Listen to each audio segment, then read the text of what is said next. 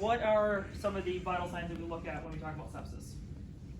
Temperature, heart rate, Right? Anything else? Okay. Right, those are the main ones. But when we look at just sepsis, we're looking at everything but blood pressure. And I'm going to show you why, because it's something that we have been really, my whole life in ICU nursing, it's always been, what is the blood pressure, what is the blood pressure? And there's this movement over the past 5-6 years, especially with some of the sepsis stuff, is that we're not as focused on what is the blood pressure, because ideally we're doing all this treatment before their blood pressure drops. So to be sepsis, it's only heart rate, respiratory rate, temperature, white count, blood sugars, altered mental status. You're not, once your blood pressure drops, you're not in septic shock. And back in the day, we used to let people, it'd be how cool to be like, how many vasopressors do you have in your patient? How many things do you have in your patient, right? Like we let the patients get to like near death before we'd actually start like saving them. Now we're like, oh, we need early recognition, and now we can prevent them from going into shock. And the reason why I just kind of show you this is we're going to talk about cardiac output. What is cardiac output? What's the formula? Okay. You guys remember what stroke volume comprises of? Preload. Preload? Afterload. And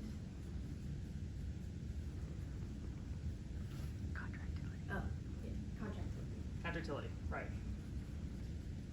What is a normal cardiac output? I'm really going to wreck people's brains. We're going to be doing some math. Oh gosh. 4 to 8. 4 to 8, yep. 4 to 8 liters per minute. How do you get that? What is a normal heart rate? 60 to 100, right? So for my easy math, I'm going to do 60. What's a normal stroke volume?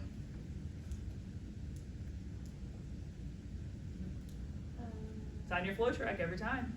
As Judge Jackson said, I don't need to know it. It's like green, yellow, or red. It tells me. Okay. Somewhere between 60 and 100 milliliters, right? So you have your 60 beats per minute times your, this is 60 to 100 milliliters. So we'll say your patient's at 100 milliliters. So they have a great stroke volume. They're beating at a normal heart rate. So therefore, they are circulating 6,000 milliliters or 6 liters of blood around. So this is you and I right now, and we're all a little bit different. I probably have a higher cardiac output than Maggie does. You know, somebody who has a higher heart rate may have a higher cardiac output than I do, even though we're the same size. So this patient has a blood pressure of 120/80. They are perfect. So then what happens is, maybe it's sepsis, maybe it's hemodynamics, or hemorrhagic shock, or post-belly stuff. Their stroke volume goes down for whatever reason. Now their stroke volume is 80. What's their heart rate going to do? Probably go up a little bit, right? Stroke volume's going down. So your heart rate's 80. Still both are normal. You're not concerned. They're circulating 6.4 liters per minute, so they're still in the normal range here. So they're happy, and their blood pressure is still 100/80. And then they're getting sicker. And now their stroke volume is 60, which is also still normal. What does our heart rate do? It's going to go up. Now it's 90 beats per minute. 5.4, you're still normal, and you're still 120/80. You actually may even be higher than that because now you're getting hyperdynamic because your stroke volume is going down. So now your stroke volume continues to go down. What does your heart rate do? Goes up. So heart rate's now 100. You have 5.0 liters per minute. Maybe now your blood pressure is 110/80, right? But you're not talking to a doctor because you're like, oh, I'm still sinus rhythm. Maybe you're bouncing between the sinus rhythm, sinus tach a little bit. Your MAP and blood pressure are great, so you're like, my patient's fine, because you can't see this, right? All you can see is your blood pressure and your heart rate, right? But your patients may be getting a little restless. Maybe they're getting a little more somnolent. They don't just look as good. Maybe they're getting a little bit of a fever, you know, but you're still not really concerned. You're not really going to your doctor about it. And then the stroke volume hits 40. What does your heart rate do? Goes up.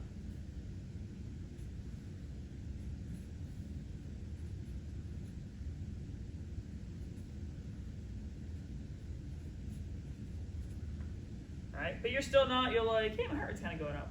That's interesting. You know, like you're sitting around the desk, you're like, my heart rate's above 110 now, right? You notice that you're charting sinus tach instead of sinus rhythm. But again, well, it's okay, my blood pressure's fine. I'm not gonna worry about it, right? So then you get your next one, and again, you can't see your stroke volume.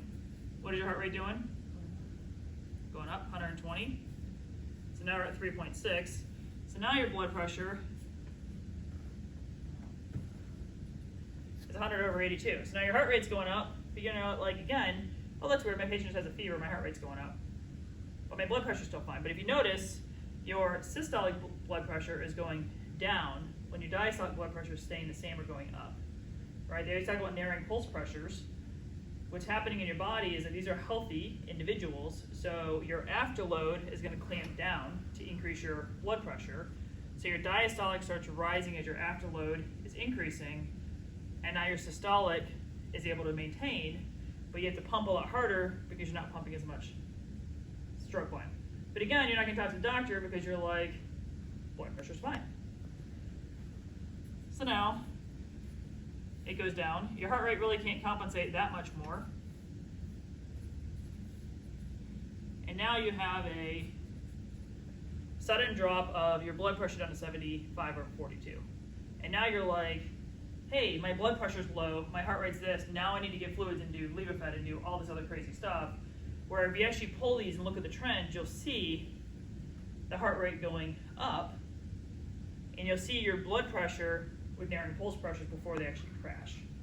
So trying to change our minds for years and years and years, we waited until here before we actually started really treating our patient, but treated up here. And Dan and I were talking about this, because I just all the time, and he said that, I don't know who it was who told you, that sinus tach is a treatable condition. So is it temperature, is it pain, is it fluid? Like, it's a treatable condition. And you'll hear physicians, especially older physicians, say to you, well, they can tolerate it. Well, my base heart rate is 50. So if I'm tacking away at 110, yeah, I can tolerate it because I'm 39 years old, but it doesn't mean it's good for me, right? It means I'm not perfusing. So it's a lot of the sepsis stuff when we talk about early recognition, it isn't my patient's septic because their blood pressure's low. It's my patient has a high heart rate and their high respiratory rates are trying to get rid of all the excess acidosis because they're not perfusing as well. I need to start doing some stuff and treating them early before they actually get into septic shock. And it's really hard to like kind of think about, but at any time, especially Maggie being newer, like if your patient's heart rate's greater than 100, start thinking right now, what has the trend been, right? Why are they greater than 100?